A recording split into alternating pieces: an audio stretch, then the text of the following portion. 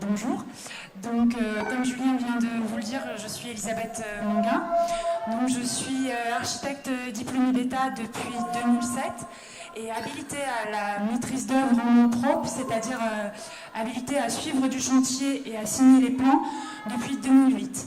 J'exerce en libéral à Bordeaux depuis le 1er janvier 2010, donc depuis à peu près 7 ans.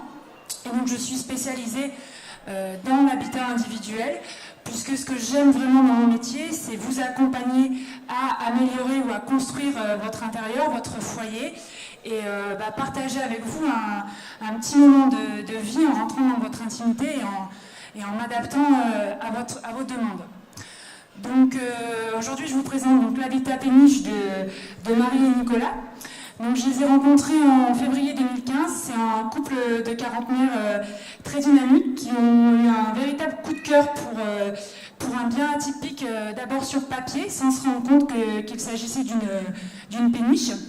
Et puis, quand ils l'ont découvert, ça a confirmé leur coup de cœur. Donc, c'est une péniche fraissinet. Donc, fraissinet, c'est un gabarit de péniche qui supporte de passer dans toutes les voies navigables de France, et notamment dans les canaux et le canal du Midi. Donc c'est des péniches qui doivent être inférieures à 5,05 m de large et à 38 mètres de long. C'est un gabarit qui est un peu ancien, qui date de 1880, et qui s'adapte aussi aux différents ponts, notamment en termes de hauteur. Voilà.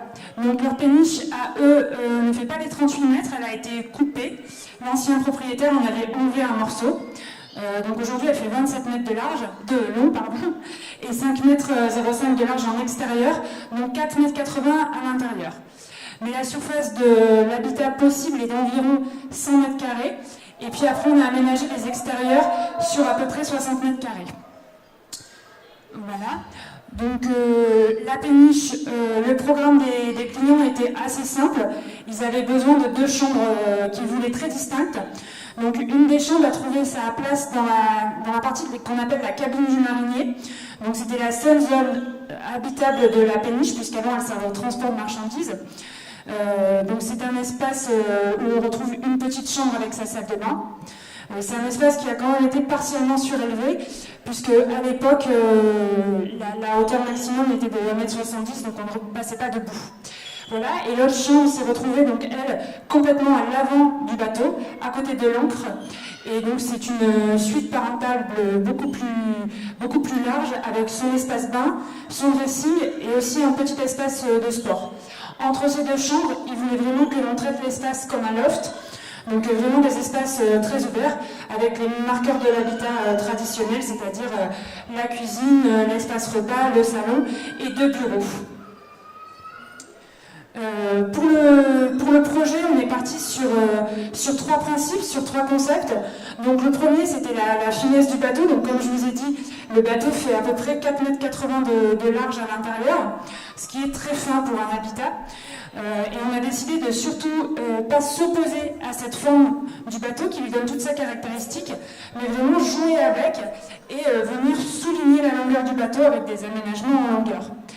Le second point fort du projet, c'était le côté industriel et le côté bateau, puisqu'en fait, donc c'est un bateau en métal avec des éléments forts, des poutres, des tirants.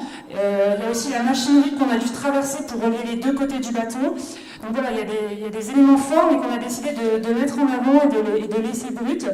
Et puis après, il ne fallait pas oublier surtout que ce soit un habitat, donc ramener de la chaleur à cet intérieur, donc de la lumière. On a essayé de beaucoup travailler la lumière, le bois et différentes matières assez chaleureuses, avec des cuirs, des textures et des choses qui ramènent un peu de vie dans l'habitat.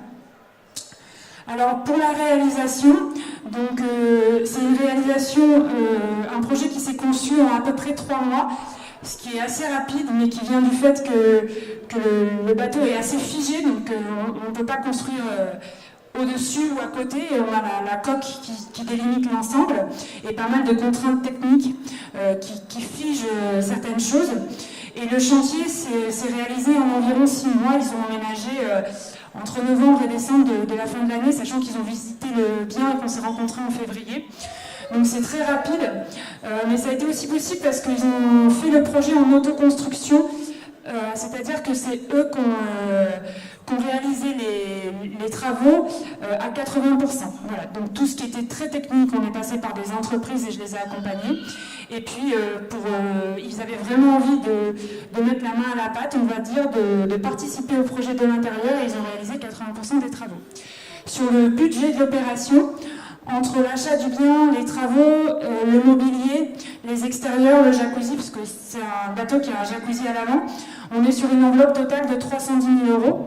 Donc pour, je vous le répète, 100 mètres carrés habitables et 60 mètres carrés d'extérieur. Donc c'est un budget qui est plutôt accessible. Et là encore, ça vient du fait que les clients étaient très présents, ont participé aux travaux et ont vraiment, ensemble, on a vraiment cherché des solutions techniques et fonctionnelles pour optimiser leur budget au maximum. Donc maintenant, je vais vous montrer quelques photos du projet réalisé. Donc ici, on voit assez bien une grande poutre noire au plafond, qui est en fait un tirant qui maintient l'écartement de la coque, qui apporte vraiment un côté industriel et qui est vraiment concret, quoi, qui permet vraiment à la structure du bateau de se maintenir. Il faut savoir que quand on a récupéré la péniche, il y avait plein de fausses poutres qui masquait en fait la vraie poutre, la vraie structure du bateau. Donc on a vraiment décidé d'épurer le bateau et de laisser les éléments techniques faire surface. Donc, sur cette photo, l'espace est très ouvert à la manière d'un loft. Et en même temps, Marie est une cliente qui cuisine beaucoup, donc elle avait besoin d'une cuisine pratique et fonctionnelle. Donc on est parti sur du mobilier de cuisine standard qu'on a habillé et qu'on a personnalisé, notamment pour pouvoir cacher sur votre droite une partie du plan de travail où on retrouve la cafetière et tous les robots. Ceci, ça nous permet d'avoir une cuisine qui semble toujours propre et dégagée. Et du coup, dans l'espace du salon et de la pièce à vivre, ça donne quelque chose de plus rangé, de plus clair finalement, de plus grand. Sur cette photo, on revoit toujours la cuisine et on comprend vraiment l'idée d'aménager en longueur. On est vraiment sur une cuisine qui vient se tailler dans la forme du bateau et qui vient sur toute la longueur prendre sa place et souligner la forme du bateau. Ici, on est sur l'espace repas. Donc l'espace repas, c'est un des plus petits espaces du bateau. Il fait moins de 3 mètres de large. Et donc on a essayé de lutter de cette finesse un peu en mettant différentes matières, en utilisant du mobilier transparent qui s'efface et qui du coup laisse la pièce respirer. Et puis aussi en mettant en valeur les ouvertures zénithales, c'est-à-dire qui viennent du haut du toit et qui agrandissent l'espace et encore une fois mettent en valeur les volumes du bateau. Ici donc la salle de bain de la suite parentale.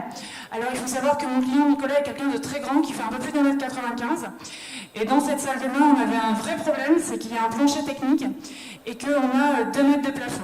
Donc il avait un vrai problème au quotidien pour prendre sa douche, ce qui est assez embêtant. Et on a eu l'idée d'encastrer la baignoire dans le plancher technique, donc à l'endroit où spécifiquement on avait un vide dans le plancher technique.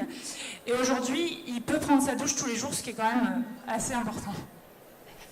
Voilà, donc ici on est dans la pièce des machines au niveau du gouvernail. Donc vraiment c'est le centre névralgique du bateau, puisqu'il navigue toujours, il fonctionne toujours. Donc on le dirige par là, il y a l'arme après qui fait bouger tout ce qu'il faut pour la navigation. Il faut savoir qu'au niveau des hauteurs, et notamment pour passer certains ponts, tout ce qui est au-dessus du gouvernail doit être démontable. Donc ici dans la cabine, le toit se soulève et les parties vitrées que vous voyez se rabattent sur les parties du bois en bas. Donc voilà, tout ce qui est au-dessus du gouvernail doit pouvoir se démonter et se rabaisser. Il en est même pour tous les aménagements extérieurs, il y a des garde-corps, des pergolas, tout peut se démonter. Donc ils ne le démontent pas effectivement au quotidien quand ils sont à quai, mais ils sont susceptibles de partir pour plusieurs jours et à ce moment-là, pour certains points précis, ils doivent démonter les extérieurs. Le spa qui est en extérieur, lui, a été mis à un endroit stratégique pour ne pas justement dépasser ses gabarits de hauteur et pouvoir permettre de passer les ponts, les différents ponts. Voilà. Et ici, donc, on est bien sur bassin à flot. Donc, vous voyez que sur cette photo, la Cité des Vins était encore en construction pour les Bordelais. Voilà. Donc, une petite conclusion sur ce projet. C'est un chantier qui a été vraiment de proximité, c'est-à-dire que j'ai eu une vraie relation d'amitié avec les clients. Je les ai vraiment accompagnés dans un changement de vie, puisque en 6 mois, ils ont changé de maison, ils se sont mariés et ils ont eu une merveilleuse petite fille. Donc voilà, c'était vraiment une belle étape de leur vie avec laquelle je les ai accompagnés avec plaisir. Ça a été un chantier atypique dans la forme forcément, mais aussi dans le fonctionnement. D'une part parce qu'ils étaient tous les jours sur le chantier à réellement travailler et finalement à développer des relations avec tous les acteurs du chantier. Et du coup, c'est un chantier où tout le monde se croisait, où tout le monde restait un peu le soir pour discuter. Voilà, un chantier vraiment de proximité. Ça vient aussi du quartier. Alors le quartier, entre eux, il s'appelle les Pénichards. Et c'est un peu comme une espèce de famille ou de petit village où tout le monde se connaît, tout le monde prend des nouvelles. Et puis tout le monde se donne des petits conseils sur son expérience de péniche, ce qu'il ne faut pas oublier de faire et ce qu'il faut prendre en considération. Voilà, c'est fini pour moi et je vous remercie de votre attention.